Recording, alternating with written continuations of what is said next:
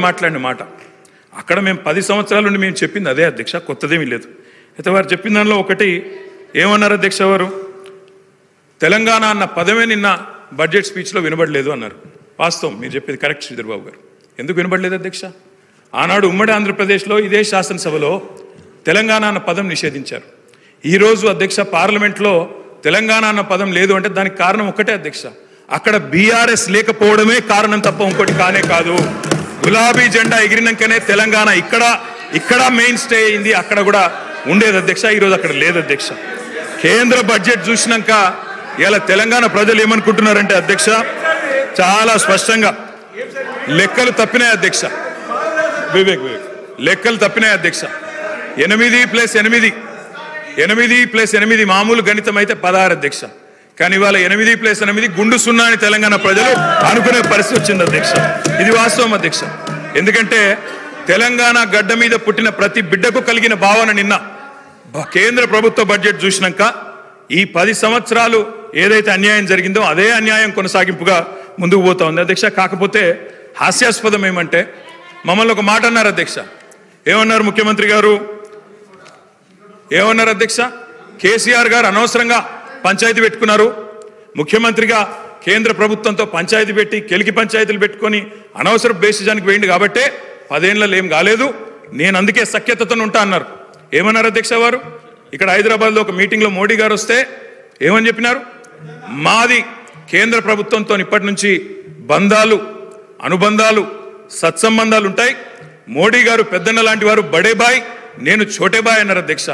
అన్నాదమ్ముల అనుబంధం మంచి అద్భుతమైన సినిమా పండించిన వేదిక మీద ముఖ్యమంత్రి గారు. మరి ఏమైంది అధ్యక్ష? ఈరోజు ఏం జరిగింది అధ్యక్ష? తనదాకా వస్తే కానీ ఇవాళ శ్రీధర్ బాబు గారు మాట్లాడుతున్నారు సవతి తల్లి ప్రేమ, కక్ష, వివక్ష. మరి మేమేం చెప్పినాం అధ్యక్ష? మేం చెప్పింది కూడా గదే ఇన్ని రోజులు. ఇప్పుడు మీ దాకా వస్తే మీకు తత్వం అర్థమైంది. వాళ్ళు ఎట్లా వ్యవహరిస్తారో, ఎన్నిసార్లు తిరిగినా, ఎక్కే విమానం దిగే విమానం అన్నట్టు 20 సార్లు ఢిల్లీలు దిగినా ఆడ ఏం జరగదన్న విషయం ఇప్పుడు అర్థమైంది మీకు. ఇప్పటికైనా వాళ్ళ తత్వం బోధపడ్డందుకు చాలా సంతోషం అధ్యక్ష. కాకపోతే మాకు మీలాగా కొన్ని అలవాట్లు లేవు. మేము ప్రయత్నం చేసినాం, చాలా పనులు కూడా సాధించినాం.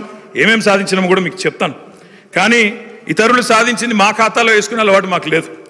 కేంద్ర ప్రభుత్వం, ఆనాడు రాష్ట్ర ప్రభుత్వం, మేమందరం కూడా కొట్లాడి ఎలివేటెడ్ కారిడార్లు, రక్షణ శాఖ భూములు, ఇవన్నీ మా ప్రభుత్వ హయాంలో వర్క్ జరిగితే కాగితం మీరున్నప్పుడు వస్తే మేము సాధించినామని గొప్పలు చెప్పుకున్నారు. పర్వాలేదు, ఏం పర్వాలేదు. మేము 30,000 ఉద్యోగాలు ఇస్తే మీరు ఇచ్చినారని చెప్పుకున్నారు, అది కూడా పర్వాలేదు. కానీ ఇప్పటికైనా తత్వం బోధపడిందేమో అని చెప్పి నేను భావిస్తా ఉన్నాను. గౌరవ కేటీ రామారావు గారిని కోరుతా ఉన్నాను. ఈరోజు ఏపీ రీఆర్గనైజేషన్కు సంబంధించిన చట్టానికి సంబంధించిన ఆధారం తీసుకొని రాష్ట్రానికి రావాల్సిన హక్కులు, నిధులు, విధులకు సంబంధించిన అంశం విషయంలో ప్రస్తావన చేసుకొని పోదామంటే సార్, దానికి వారు చెప్పే ప్రతి అంశంపై మరొకసారి వేరే విధంగా చర్చ పెట్టండి. ఎంత దూరం వారు శాంక్షన్ చేయించారు, ఏ విధంగా శాంక్షన్ చేయించారు, ఎంతవరకు పోయింది, మేము ఏ విధంగా ముందుకెళ్ళాం, అవన్నిటి విషయంలో definitely we will give you answer అధ్యక్ష. అధ్యక్ష, దేశ అత్యున్నత సభ చట్టసభ పార్లమెంట్ అధ్యక్ష. పార్లమెంట్లో మరి ఏపీ రీఆర్గనైజేషన్ యాక్ట్ ఏదైతే ఉన్నదో దానిలో 2 రాష్ట్రాలకు హామీ ఇచ్చారు. అందులో 2014లో పాస్ అయినప్పుడు ఇటు ఆంధ్రాకి ఇటు తెలంగాణకి ఇద్దరికి కూడా హామీలు ఇచ్చినారు. ఇప్పుడు వారు చెప్పినట్టు 35 పైచీలకు హామీలు ఇచ్చారు. కానీ నిజంగా కూడా బాధాకరం అధ్యక్ష, ఒక రాష్ట్రానికి ఏమో చేయూతనిచ్చి మరొక రాష్ట్రానికి చెయ్యి ఇవ్వడం, మొండి చేయి చూపెట్టడం అనేది నిజంగా కూడా మంచిది కాదు. ఇది అన్యాయం. తప్పకుండా ఈ తెలంగాణ హక్కులను ఇవి కాలరాయడమే అవుతుంది. వ్యవస్థీకరణ చట్టానికి ముఖ్యంగా తూట్లు పడవడమే అయినట్టుగా మేము కూడా భావిస్తూ ఉన్నాం అధ్యక్ష. పక్కవారు బాగుపడితే సంతోషపడతాం. ఆంధ్ర రాష్ట్రానికి డబ్బులు ఇచ్చారు, సంతోషం, ఇబ్బంది లేదు. కానీ మనకివ్వలేదు అనే బాధ మాత్రం ఇవాళ తెలంగాణలోని ప్రతి బిడ్డలో కూడా ఉన్నది అధ్యక్ష. ముఖ్యంగా కొట్లాడి తెచ్చుకున్న తెలంగాణలో ఇంత చిన్న చూపా కొట్లాడి తెచ్చుకున్న తెలంగాణ మీద అనే ఒక బాధ తప్పకుండా ఉన్నది అధ్యక్ష. తెలంగాణ హక్కులను ఎవరు హరించినా, ఎవరు ఇబ్బంది పెట్టినా తెలంగాణ ప్రయోజనాల విషయంలో తప్పకుండా వారి మెడలు వంచే బాధ్యత మరి తెలంగాణ కోసమే పుట్టిన పార్టీగా, తెలంగాణ గడ్డ మీద పుట్టిన పార్టీగా బీఆర్ఎస్ పార్టీ అనే మాట నేను మళ్ళొకసారి గుర్తు చేస్తా ఉన్నా అధ్యక్ష.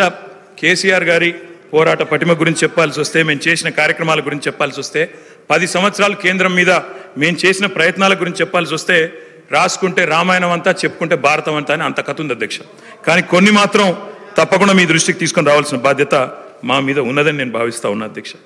అధ్యక్ష, మొట్టమొదట రాష్ట్రం ఏర్పడ్డదో లేదో ఇంకా అప్పటికి ముఖ్యమంత్రిగా కేసీఆర్ గారు ప్రమాణ స్వీకారం కూడా చేయలేదు. చీఫ్ మినిస్టర్ డెసిగ్నేట్గా ఉన్నారు.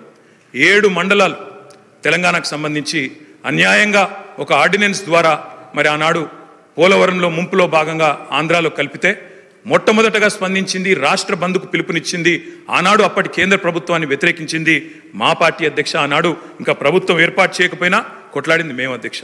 అధ్యక్ష, ఇది సెప్టెంబర్ 7, 2014. ఆనాడు కేసీఆర్ గారు మరి ప్రధానమంత్రి గారిని కలిసి తెలంగాణ రాష్ట్రానికి ప్రత్యేక ప్యాకేజ్ ఇవ్వండి, ప్రత్యేక హోదా ఇవ్వండి, ఆంధ్ర అడుగుతున్నది, మాకు కూడా స్పెషల్ స్టేటస్ ఇవ్వండి అని అడిగిన ప్రెస్ క్లిప్పింగ్ అధ్యక్ష.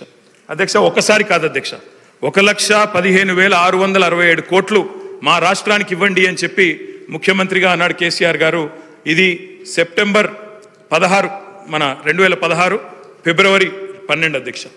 అధ్యక్ష, ఒకటి కాదు అధ్యక్ష, ఇట్లా ఎన్నో సందర్భాలు. ఇక 2015లో అధ్యక్ష మళ్ళీ కలిసిన ఫోటోలు. అదేవిధంగా ఒక్కసారి కాదు అధ్యక్ష, ఎక్కని కొండలేదు మొక్కని బండలేదు అన్నట్టు ప్రతి విషయంలో, ప్రతి ప్రాజెక్టు విషయంలో కేంద్ర ప్రభుత్వం దగ్గరికి పలుమార్లు పోయినాం అధ్యక్ష. పోయి కొన్ని సాధించినాం, కొన్ని సాధించలేకపోయాం, రకరకాల ప్రయత్నాలు చేసినాం.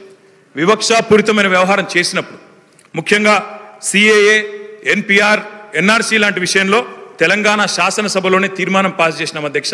పాస్ చేసి దిస్ వాజ్ ఇన్ 2020 మార్చ్ 26 అధ్యక్ష.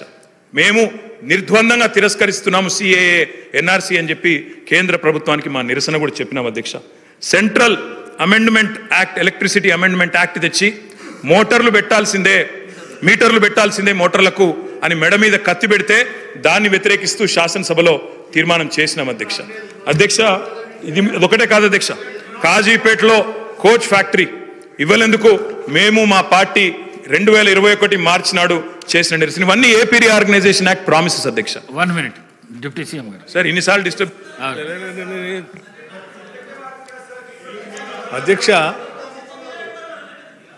ఈరోజు రాష్ట్ర ప్రజలంతా కూడా గంభీరంగా మనకు జరిగిన నష్టం పైన ఆవేదన చెందుతూ ఉన్నారు. దానికి సంబంధించి గౌరవ ముఖ్యమంత్రి గారి సభలో 2024-25 ఆర్థిక సంవత్సరాన్ని ప్రతిపాదించిన బడ్జెట్లో తెలంగాణ రాష్ట్రానికి కేటాయించాల్సిన నిధులు, ఇవ్వవలసిన అనుమతుల విషయంలో చూపించిన వివక్షపై సభలో చర్చకు అనుమతించాల్సిందిగా